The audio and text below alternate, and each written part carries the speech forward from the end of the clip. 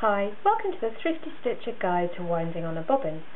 Before you can start sewing on a sewing machine, you need to fill one of the bobbins, which is this small plastic spool. I've got a commercially bought reel of thread here that I've inserted onto a horizontal spool pin, because that's what this machine has, and I've used a clamp to stop the thread flying off.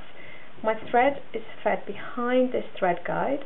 All sewing machines have a thread guide. They may not look exactly like this one, but they will have some kind of a thread guide. Then I've guided my thread into and between this little metal spring, which is my bobbin tension guide.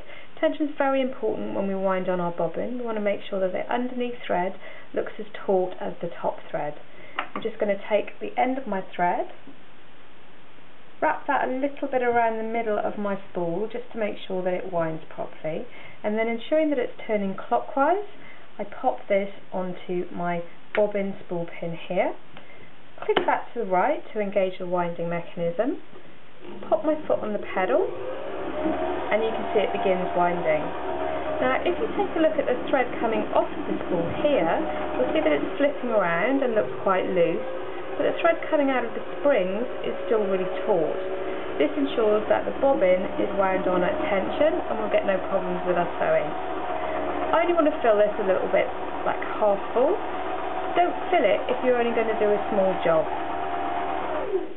Bobbin's full as I want it, so I'm just going to click that back over to the left to stop it engaging the winding mechanism, snip my thread, take my bobbin off of the spool pin, and now I've got my wound on bobbin ready to start threading my machine.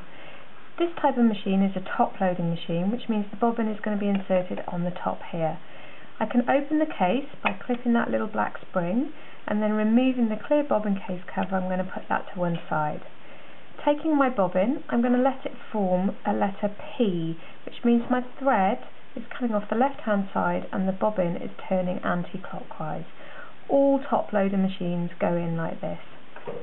Drop your bobbin into the bobbin case here, and then to ensure that the thread stays at the right tension, I'm going to pop my finger on the bobbin, and there's a tiny little split there.